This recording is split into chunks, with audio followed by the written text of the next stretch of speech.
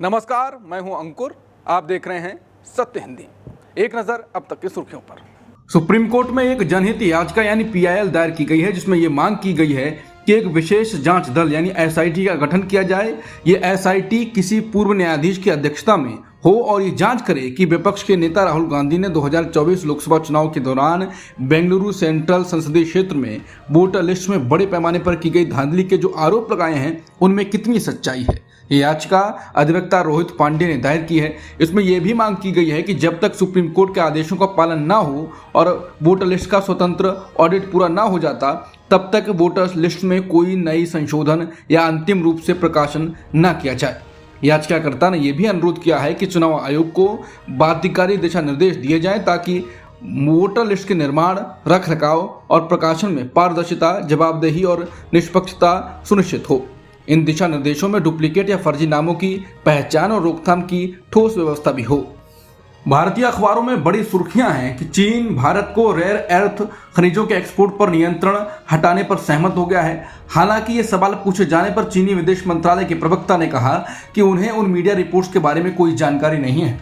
पत्रकार ने चीन के विदेश मंत्रालय की प्रवक्ता माओ निंग से पूछा कि मीडिया रिपोर्ट्स में दावा किया जा रहा है कि चीन ने भारत के साथ बैठक के दौरान रेयर अर्थ निर्यात पर रोक हटा दी है। सवाल यह था कि क्या चीन ने सभी निर्यात लाइसेंस हटा दिए हैं या सिर्फ भारत को इस मामले में छूट दी गई है। इस पर जवाब देते हुए माओ निंग ने कहा कि उन्हें उन मीडिया रिपोर्ट्स के बारे में कोई जानकारी नहीं है जिनका पत्रकार ने जिक्र किया। उन्होंने कहा कि मैं जो बता सकती हूं वो ये है कि हम संबंधित देशों और क्षेत्रों के साथ संवाद और सहयोग को मजबूत करना चाहते हैं ताकि वैश्विक औद्योगिक और सप्लाई चेन की स्थिरता को मिलकर बनाए रखा जा सके। माओ निंग ने यह भी कहा कि चीन का रेयर अर्थ निर्यात से जुड़े मुद्दों पर रुख हमेशा से एक जैसा और साफ रहा है। पाकिस्तान, चीन और अफगानिस्तान के शीर्ष राजनयिक बुधवार को काबुल में एक त्रिपक्षीय शिखर सम्मेलन यानी ट्राइलेटरल समिट के लिए मिले। अधिकारियों ने बताया कि इस बैठक का मकसद राजनीतिक, क्षेत्रीय और आर्थिक सहयोग को मजबूत करना है। पाकिस्तान के विदेश मंत्री इशाक डार और चीन के विदेश मंत्री वांग यी का अफगान राजधानी पहुंचने पर तालिबान अधिकारियों ने स्वागत किया। इस बारे में इस्लामाबाद और बीजिंग की ओर से अलग अलग बयान जारी किए गए।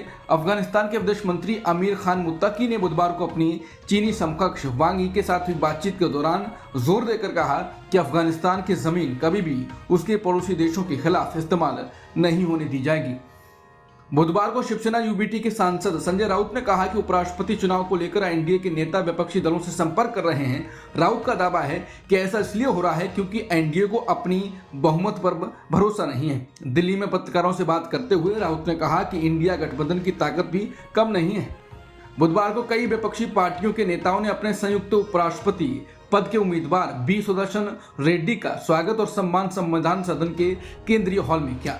रेड्डी का परिचय कराते हुए कांग्रेस अध्यक्ष मल्लिकार्जुन खड़गे ने कहा कि विपक्षी दलों ने ऐसे व्यक्ति को उम्मीदवार बनाने का फैसला किया है जो पूरी तरह से संवैधानिक सिद्धांतों के प्रति समर्पित रहा हो, और रेड्डी बिल्कुल वैसे ही व्यक्ति हैं। राज्यसभा में विपक्ष के नेता ने रेड्डी को भारतीय न्यायशास्त्र का एक ऊंचा स्तंभ यानी टावरिंग फिगर बताया और कहा कि वो न्याय के प्रति अपनी अटूट प्रतिबद्धता के लिए जाने जाते हैं।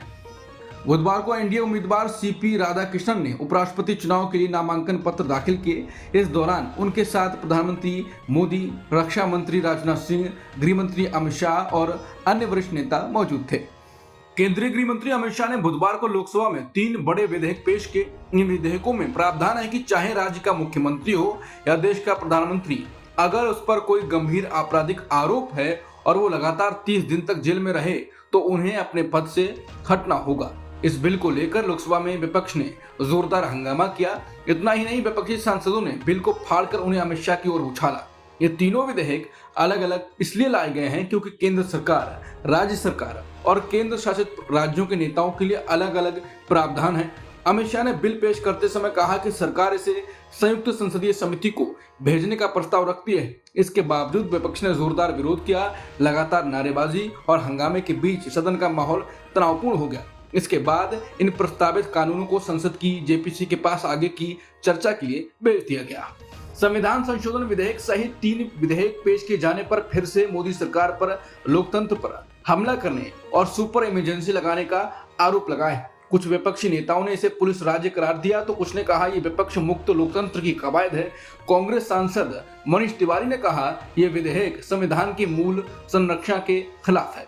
टीएमसी सांसद महुआ मोइत्रा ने इसे सुपर इमरजेंसी बताया और कहा यह विधेयक केंद्र सरकार को ईडी और सीबीआई जैसी एजेंसियों को दुरुपयोग कर विपक्षी नेताओं को निशाना बनाने की शक्ति देता है।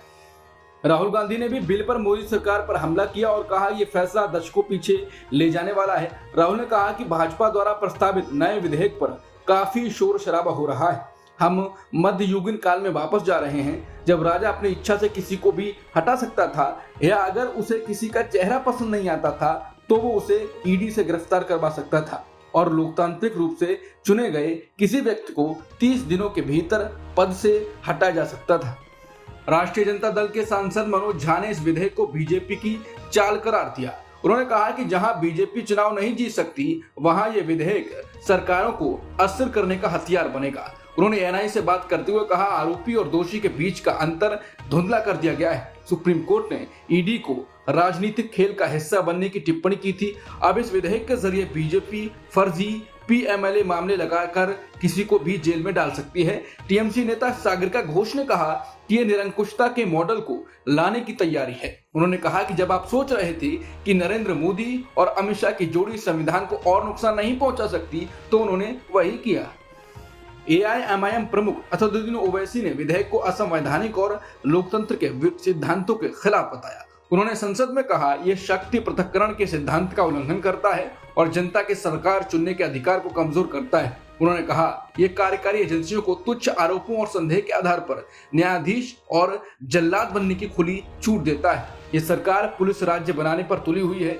ये निर्वाचित सरकार के लिए मौत की कील होगी। इस देश को पुलिस राज्य में बदलने के लिए भारत के संविधान में संशोधन किया जा रहा है।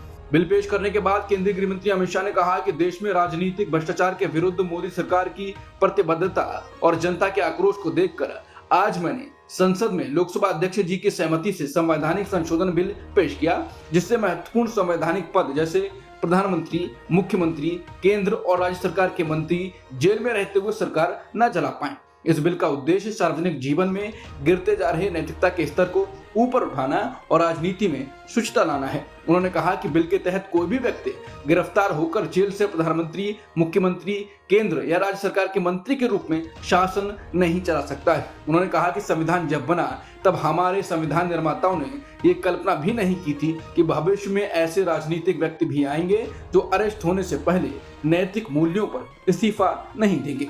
विगत कुछ वर्षों में देश में ऐसी आशाजनक स्थिति उत्पन्न हुई कि मुख्यमंत्री या मंत्री बिना इस्तीफा दिए जेल से अनैतिक रूप से सरकार चलाते रहे। अब देश की जनता को तय करना पड़ेगा कि क्या जेल में रहकर किसी मंत्री, मुख्यमंत्री या प्रधानमंत्री द्वारा सरकार चलाना उचित है। शिवसेना यूबीटी के सांसद संजय राउत ने बुधवार को दावा किया कि केंद्र सरकार ने संसद में जो नए बिल पेश किए हैं उनका असली मकसद बिहार के मुख्यमंत्री नीतीश कुमार और आंध्र प्रदेश के मुख्यमंत्री चंद्रबाबू नायडू को काबू में रखना है ताकि वो एनडीए सरकार का समर्थन वापस न ले सकें। राउत ने कहा कि मोदी शाह ने संसद में ऐसा बिल लाया है जिससे मुख्यमंत्रियों और मंत्रियों को गिरफ्तार कर हटाया जा सके। नीतीश और नायडू इस बिल से सबसे ज्यादा डरे हुए हैं। केंद्रीय गृह मंत्री अमित शाह ने लोकसभा में 130वां संविधान संशोधन बिल 2025 पेश किया। इसको कांग्रेस सांसद प्रियंका गांधी ने अधिकारों पर हमला बताया। उन्होंने कहा कि इससे भ्रष्टाचार विरोधी कदम बताना जनता की आंखों पर पर्दा डालने जैसा है। उन्होंने कहा कि कल को आप किसी मुख्यमंत्री पर कोई भी मुकदमा डाल सकते हैं, उसे 30 दिन तक बिना दोष सिद्ध हुए जेल में रख सकते हैं और उसे मुख्यमंत्री पद से हटाया जाएगा। ये बिल्कुल गलत है, असंवैधानिक है, अलोकतांत्रिक है और बेहद दुर्भाग्यपूर्ण है। टीएमसी प्रमुख और पश्चिम बंगाल के मुख्यमंत्री ममता बनर्जी ने इसे लोकतंत्र और संघीय ढांचे के खिलाफ खतरा बताया। उन्होंने इसे सुपर इमरजेंसी से भी आगे की स्थिति बताया। दिल्ली पुलिस ने बुधवार को मुख्यमंत्री रेखा गुप्ता के सिविल लाइंस स्थित कैंप कार्यालय पर हुए हमले के मामले में हत्या के प्रयास का मामला दर्ज कर लिया है। ये जानकारी एक अधिकारी ने दी। उत्तर जिला पुलिस उपायुक्त राजा बंथिया ने एक बयान में बताया कि भारतीय न्याय संहिता की धारा 109(1) यानी कि हत्या का प्रयास के तहत सिविल लाइंस थाने में मामला दर्ज किया गया है। हमले के बाद सीएम रेखा गुप्ता ने कहा कि आज सुबह जन सुनवाई के दौरान मुझ पर हुआ हमला सिर्फ मुझ पर हमला नहीं था, बल्कि ये दिल्ली की सेवा करने और जनता के कल्याण के लिए काम करने के हमारे संकल्प पर एक कायराना वार था।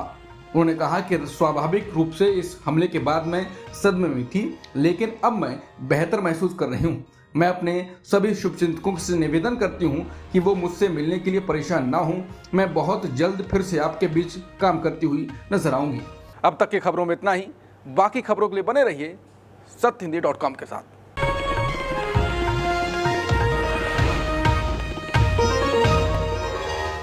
Copyright disclaimer under Section 107 of the Copyright Act 1976. Allowance is made for fair use for purposes such as criticism, comment, news reporting, scholarship, and research. Fair use is a use permitted by copyright statute that might otherwise be infringing.